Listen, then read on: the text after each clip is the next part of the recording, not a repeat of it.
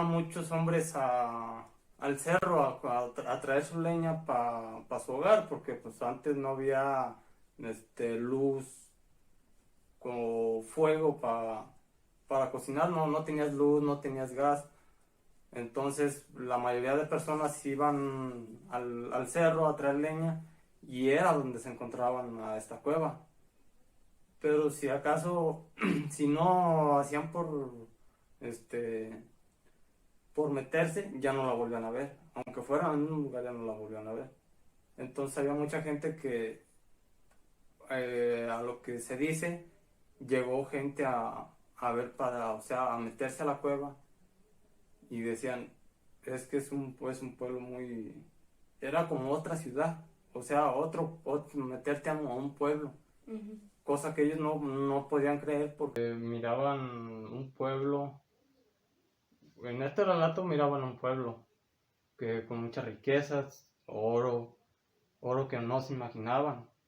Entonces ellos querían llenarse sus manos de este dinero para dejar de ser pobres, porque pues la mayoría era gente humilde, gente con escasos recursos y más en esos tiempos. Entonces ellos trataban de llevárselo, pero ya no podían encontrar la puerta. O sea, ellos entraban, pero nunca se daban cuenta dónde ellos que dejaban, por dónde se habían metido, dónde estaba la puerta para regresarse. Empezaban a buscarla y empezaban a escuchar voces que decían, ¿te quieres llevar el oro? ¿Te quieres llevar las riquezas? Te tienes que llevar todo. Si no te llevas todo, no te vas a llevar nada. Pero tanto como es ese relato, hay más que ahorita te voy a contar otro relato. Entonces estos hombres, de tanta desesperación que sentían, decían, lo voy a dejar todo. Encontraban ahora sí la puerta, pero ellos, al momento que salían, ya habían pasado, ellos estando adentro pasaban 2-3 horas. Uh-huh. Y ya cuando salían, ya eran años. Habían pasado muchísimos años. Entonces ellos bajaban al pueblo y ya nadie los conocía. ¿Por qué? Porque pues era una persona que se había perdido, por decir, se perdió hace 50 años y ya nadie en su poder. Lo más extraño que ellos seguían en la misma apariencia, ellos nunca envejecían, nunca les pasaba nada.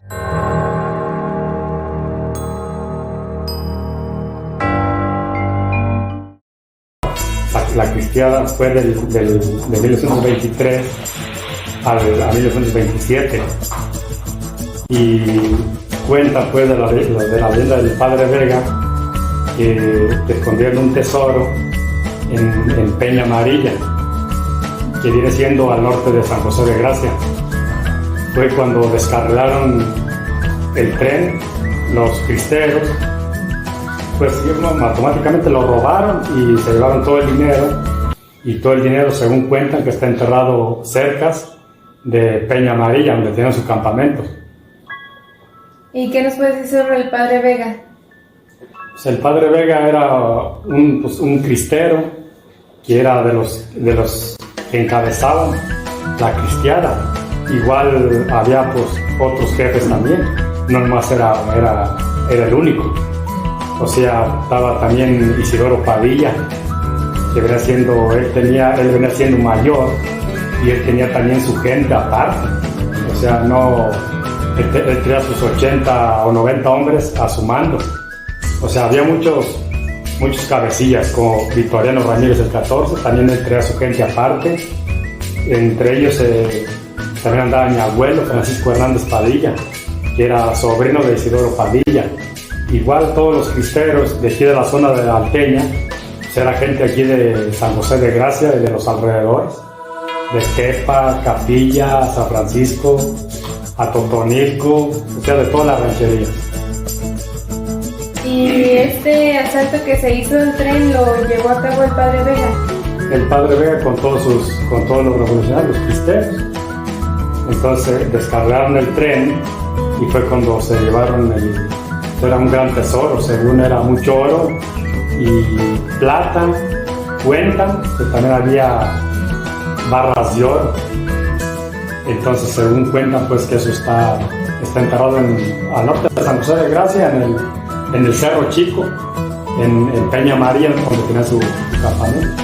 ¿Y por qué dicen que se aparece el padre Vega? Bueno, según pláticas cuentan que uno de los cristeros lo mandaron a llevar un dinero a enterrar el padre por órdenes del padre Vega, y que según ya cuando se acabó la cristiada, según cuentan que ese cristero fue a sacar el botín. Y habían hecho un juramento. Y habían hecho un juramento donde no podían sacarlo, ni decir dónde estaba tampoco. Entonces cuentan que ese cristero, no sé el nombre, que fue a sacar el dinero ya cuando pasó lo de la cristiada. Y ya había muerto también el padre. Y ya había muerto el padre Vega también.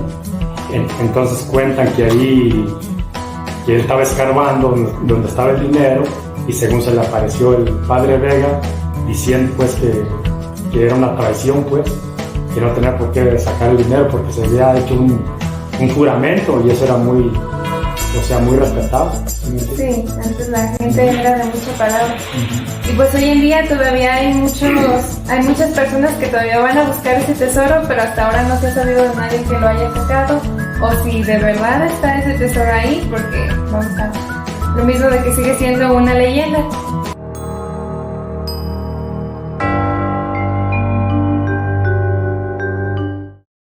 El pueblo de Arandas, y un túnel que hay, ahí dicen que lo hay, al empezar, que pasa por el parque de San José y de ahí baja por el centro de Arandas y viene a salir al Chilarejo.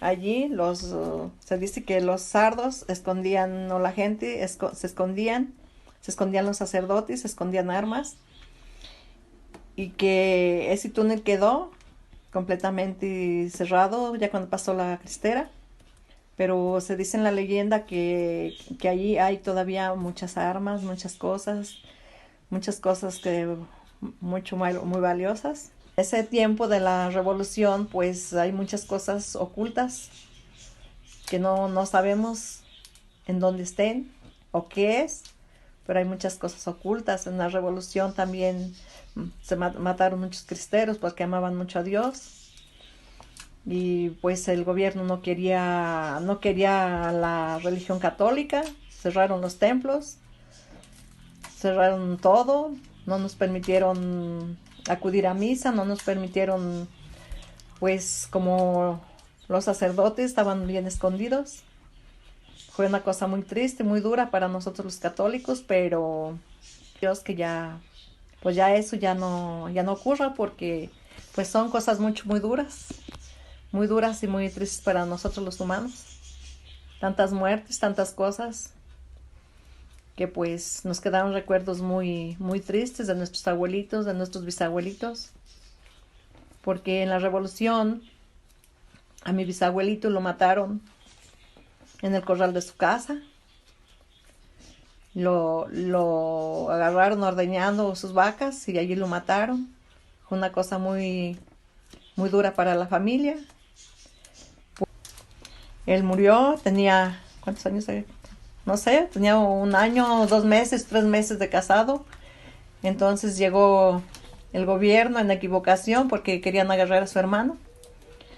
Y él se entregó en lugar de su hermano. Les dijo que que buscaban a su hermano, y le dijo que él daba la vida por su hermano, que él moría por él. Él tenía meses de casado, su esposa tenía 2, 3 meses de embarazada. Entonces él se lo llevaron, lo martirizaron, ahí en el atrio de la parroquia de la Virgen de Guadalupe.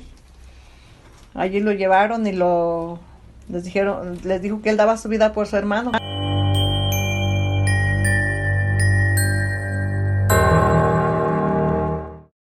la hacienda de los Gorditos.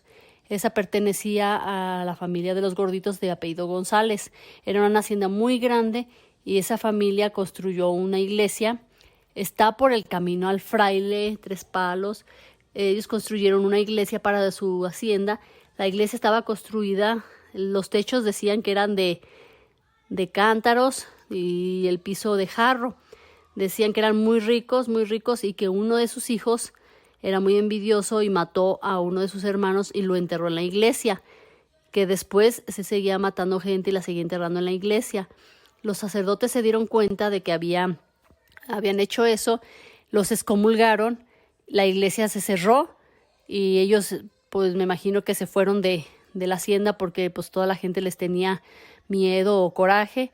La hacienda se quedó sola, la iglesia también, y años después decían que sonaban las campanas a las 12 de mediodía y que si alguien estaba dentro de la iglesia desaparecía.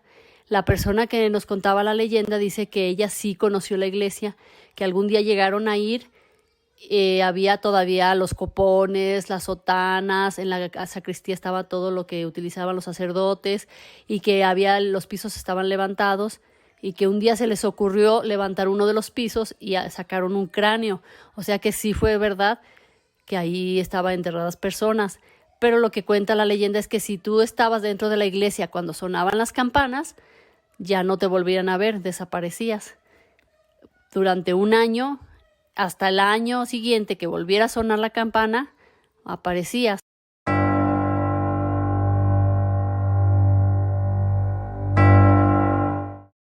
Comienza remontándonos varias décadas atrás, más específicamente en la década de 1920, cuando el pueblo aún tenía su antiguo nombre San José de la Laja. Un hombre llamado Tomás Sánchez, de mucho dinero, quería tener una gran casa fuera de la población junto con su esposa y su hijo. Así fue como decidió construir una gran casa, una enorme y hermosa casa con los mejores materiales de la época, una casa sublimemente hermosa. Todos los fines de semana comenzó a prestar dinero a varios campesinos que le cuidaban su hogar para que hicieran sus casas por ahí y no tuvieran la necesidad de tener que irse, sin saber que estaban construyendo lo que algún día sería San Diego de Alejandría. Todo parecía ir de maravilla hasta que uno de los hijos de los trabajadores se enfermó de fiebre amarilla, muy típica de aquellos años, de hecho. A pesar de suplicar a su jefe que le prestara más dinero para las medicinas de su hijo, el campesino no tuvo respuestas favorables y lamentablemente su hijo falleció. Como venganza, esperó a que don Tomás se fuera de su típica caminata en caballo y mató a su único hijo. En esa casa en la que habían pasado tan buenos tiempos, esto fue el punto de declive para la familia Sánchez, siendo la más afectada de estos dos la esposa, pues, como en respuesta a la dolorosa partida de su hijo, ya no quería salir de la casa, por lo que don Tomás tuvo que hacer de esa casa su nuevo hogar. Poco a poco el ambiente dentro de esa casa se comenzó a tomar más sombrío. La esposa se la pasaba acostada en su cama con depresión, platicando con lo que ella decía era su hijo. Con el tiempo se comenzó a palidecer debido a su falta del sol. Su cuerpo cada vez se tornó más delgado a tal punto que se le distinguían sus huesos a simple vista. Y su cordura se perdió casi en su totalidad. Solo se le miraba pasando por los pasillos de la casa tarareando una canción que al parecer era para su hijo muerto. Don Tomás, en un intento por ayudarla, trató de sacarla de la casa y llevársela del pueblo, pero ella, guiada por la locura y en un intento por quedarse en la casa, se aferró a un barandal del segundo piso, pero debido a la fricción del mismo ella resbaló y murió. La vida para don Tomás nunca había sido tan dura. Se la pasaba bebiendo botellas por la casa mientras insultaba a los trabajadores con despectivos horripilantes y los maltrataba físicamente. El agravio constante a los trabajadores provocó que cada vez más de ellos se salieran, hasta que solo se quedó él en la casa. Don Tomás, tras unos cuantos meses de soledad absoluta, el hombre fue encontrado ahorcado en uno de los cuartos por un notario público que iba a cobrar unas cuentas. Con el tiempo comenzó a haber más y más casas alrededor de la mansión hasta que el comercio hizo que ahí se situara un nuevo pueblo en Jalisco. Aunque nunca se dejó de sentir una vibra muy extraña, se cuentan rumores de que en 1956 un hombre de mucho dinero igualmente intentó derrumbar la casa para construir una nueva, pero inexplicablemente el hombre falleció antes de concretar su labor. 2 veces más después de eso sucedió lo mismo con personas que intentaron deshacerse de la casa. A pesar de que a día de hoy la casa se encuentra en ruinas y de que las autoridades advierten febrilmente en que no se ingrese a la casa por lo peligroso que es, unos cuantos valientes se atreven a desafiar la morada al año. Todos y cada uno de ellos aseguran que se arrepienten de haber entrado. Los testimonios que circulan, muchos coinciden en haber visto a una mujer pasando entre los pasillos con un gran vestido blanco. Nadie puede decir si esto es verdad o es falso. Lo único que queda claro de este caso es que esa vivienda tiene muchos misterios que aún quedan por resolver y que tal vez nunca sepamos.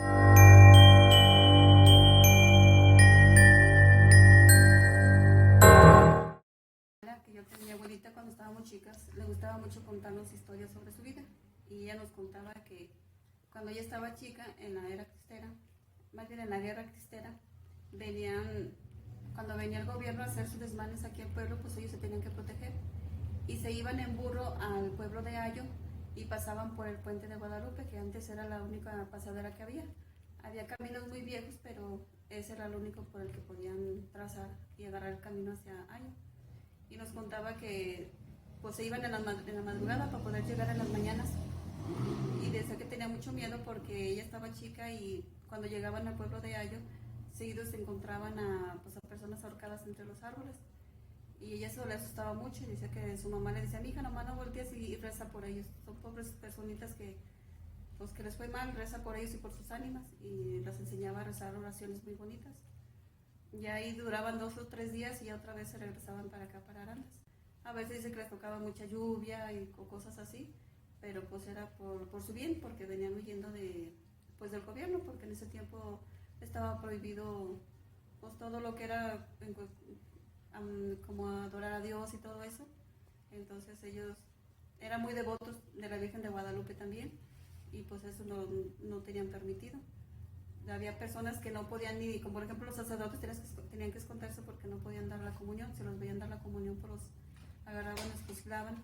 Y a unos de ellos, a los que fusilaron, fue al Beato Magaña, que él era sacristán de allí de la iglesia de Guadalupe, y a él lo fusilaron por esa causa. Y nos contaba mi abuelita que le decían que si quería salvar su vida, que renunciara a Dios y a la Virgen, y decía que no. Entonces a él, a grito de "Viva Cristo el Rey", lo fusilaron. Por eso ahorita muchos lo beatificaron, porque muchas personas le tenían mucha fe, y pues como mucha gente lo conocía aquí en Arandas, se encomendaban a él y les hizo muchos milagros. Y ahora que lo beatificaron, pues todavía más, mucha gente ya lo está teniendo más fe, y lo van conociendo personas que vienen aquí a Arandas. Muy bien, entonces ahorita es popular el puente de Guadalupe. Sí, nomás que ahorita pues ya está un poco, pues ya no se visita tan fácil, porque pues ya como todo está muy fincado, ya los caminos que iban hacia ese puente pues ya no es muy común, ya como ya queda de bajada y todo eso, no está como muy fraccionado ahí. Entonces ya sí lo puedes ver y visitarlo, pero pues ya a pie, ya en cierta distancia tienes que ir a pie. Pero ahorita debe estar muy bonito por cuestión de por la lluvia y todo eso, pero... Sí, con muchas plantas, ¿no? Sí. Sí, y me habías comentado que tenía también como una estampita, ¿no? De una virgen. Es una capillita que tiene la Virgen de Guadalupe, y decía ahí que no pases sin encomendarte a ella. Y es como una bendición, algo así como una protección que te da cada que pasas por ahí, por el puente. Desde entonces está ahí esa imagen de la Virgen de Guadalupe. También por eso le nombran, creo, el puente de Guadalupe, porque está una imagen de ella.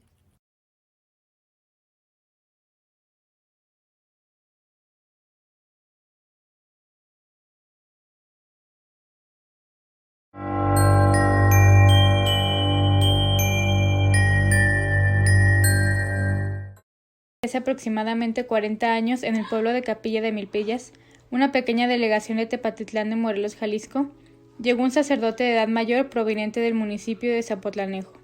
Su nombre era Ignacio Nuño. Él tomaría el lugar de padre en nuestro pequeño pueblo. Anteriormente, este hombre ya mencionado antes venía de ser párroco en el estado de Michoacán, pero no llegó solo, sino que venía acompañado por una mujer de la tercera edad. Ella tenía aproximadamente 77 años cuando llegó, justamente en enero de 1981, para ser exactos. Nunca se supo realmente su nombre. Muchos dicen que era Guadalupe, pero lo único que era seguro era que a ella siempre le gustó que le dijeran Doña Mariquita. Su piel era de un tono suave y claro, su cabello blanco y largo, siempre cubierto con un rebozo negro con detalles a rayas. Sus manos arrugadas de tanto haber trabajado y por la misma edad que ella poseía. Era de estatura baja, alrededor de 1.5 metros, cuando mucho. Sin embargo, todos los habitantes del pueblo hacían menciones como «qué hermosa mujer para la edad que tiene». Es muy hermosa y su nobleza ni se diga. Se podría deducir que era una mujer muy hermosa en todos los aspectos. Ella provenía del estado de Michoacán, ciertamente no se sabe de qué lugar, con precisión, pero acompañaba al párroco porque anteriormente éste lo ayudaba en su puesto anterior en el estado ya mencionado. Primeramente, su vínculo de amistad, lealtad y gratitud se hizo tan grande que cuando él tuvo que partir a su próximo destino, ella y una señora que tenía la edad de 60 años y se llamaba Eduarda, proveniente de San José, Casas Caídas, Michoacán, decidieron tomar rumbo junto al sacerdote fuese donde fuese su próximo destino. Es así como llegaron a este pueblo, esas tres personas que marcaron la historia que hasta la fecha es tan significativa para nuestros paisanos. En ese entonces, el señor cura que estaba encargado de Milpillas era el señor Gabriel Hernández Hernández, originario de Betania, municipio de Atotonilco, El Alto, Jalisco. Este fue el sacerdote que lo recibió en su llegada, dándoles hospedaje en el asilo del Templo de la Inmaculada Concepción, la patrona de nuestro pueblo. Este lugar es de 3 pisos y posee alrededor de 25 habitaciones para huéspedes, por lo que era un lugar muy grande para solo 2 personas. Conforme el paso del tiempo, el padre desarrolló su labor sin ningún problema, mientras que doña Mariquita hacía los quehaceres del asilo con ayuda de la señora Eduarda, quien a su vez vendía cuadrillé e hilos para poder recaudar un poco más de dinero. Ahí pasaron los años y esta memorable señora se fue ganando el amor y la lealtad del pueblo, hasta que en el año de 1995, lamentablemente doña Mariquita partió de este mundo sin saberse la razón exacta de su muerte, dejando un gran vacío entre nosotros. A los pocos años, el padre Ignacio también enfermó y sus familiares decidieron llevarlo a Zapotlanejo para su pronta mejoría, o por lo menos esto pensaban ellos, ya que desgraciadamente también falleció. Cuando la señora Eduarda se enteró de esto, y sin tener a sus 2 amigos y acompañantes de misiones católicas, se dispuso a volver a su pueblo natal, ya que no tenía nada más que hacer por estos rumbos.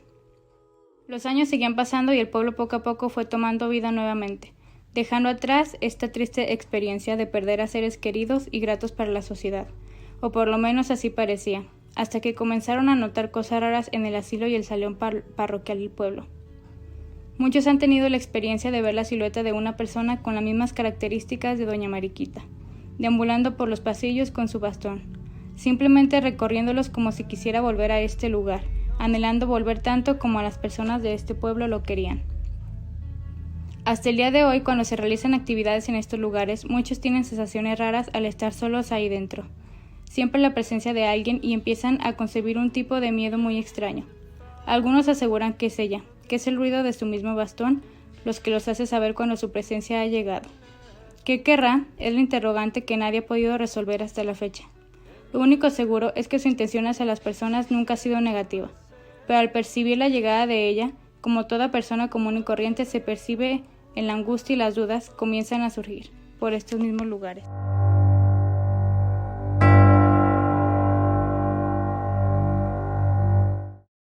Mi historia se lleva a cabo en San Juan de los Lagos. Para comenzar, un punto muy importante es que San Juan es un lugar al que cada año, pero principalmente en las fiestas de febrero y agosto, alberga miles de peregrinos, estas personas que llegan desde distintos estados de la República. Pero así como podemos decir que son personas que vienen de otros estados, realmente no lo sabemos, pues existen muchas otras personas que murieron, pero tenían la intención de llegar hasta la Basílica en San Juan a ver a la Virgen y pagar su manda, y por alguna u otra causa no lo pudieron hacer. A estas se les conoce como ánimas, personas muertas que en vida no lograron su cometido. Gracias a estas ánimas circulan muchas leyendas alrededor de San Juan, pero aquí traigo una de tantas.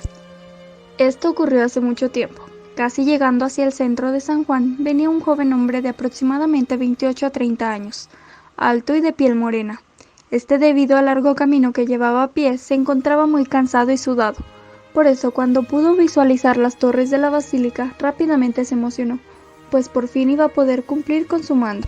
Casi al llegar a la basílica, se acercó a una anciana de pelo largo, cano, y que llevaba una vestimenta muy antigua, y algo sucia de color negro azabache. Esta, al igual que el joven, se veía muy cansada, y su muy avanzada edad no era de mucha ayuda hacia esta. Así que se acercó al hombre y le dijo: «Joven, vengo de muy lejos, y mis pies y cuerpo me están doliendo mucho y ya no puedo más. Solo me falta poco para llegar y cumplirle mi manda a la Virgencita. ¿Sería tan amable de ayudarme con mis cosas?». Rápidamente, el joven, tan amable como siempre, le dijo: «Claro que sí, señora, yo le ayudo, pásemelo». Inmediatamente se lo dio, y al tomarlo pudo notar que aunque era muy pequeño, estaba algo pesado. Al notar el peso, supuso que era algún cuadro o una estatua pequeña, de esas que las personas dejan como prueba de sus milagros cumplidos en el retablo de la basílica. Pensando eso, el joven no le tomó más importancia y siguió con su camino. Cabe destacar que este joven no se separó en todo el camino de la señora, incluso iban platicando acerca de cosas triviales para poder hacer su viaje aún más ameno y menos pesado. Pero al llegar a la basílica, quiso entregar sus cosas a la señora, pero no la encontraba por ningún lado. El joven pensó: «¿Ahora cómo le voy a dar sus cosas a esta señora?». Sin perder más tiempo, fue con el sacerdote y les dio las cosas por si la señora regresaba y las necesitaba. El padre, intrigado por el peso de aquel pequeño costal, quiso saber rápidamente cómo lo consiguió, así que le contó lo sucedido. El padre quiso buscar algo para encontrarla más fácilmente y se le ocurrió vaciar el costal en el piso. Pero vaya qué sorpresa. Cuando salió todo el contenido del costal, lo único que había era un cráneo humano y un montón de huesos. Y si no les quedó claro del todo, esos huesos eran pertenecientes a la señora. Lamentablemente no pudo conseguir completar su manda antes de morir, pero este amable joven apareció en su camino y vio la oportunidad para por fin descansar en paz, pues al final de todo sí pudo llegar hasta la Basílica de Nuestra Señora de San Juan. Por eso, cuentan las personas que vienen a agradecerle a la Virgen que no es muy fiable ayudar a desconocidos, pues en el viaje hay más muertos que vivos.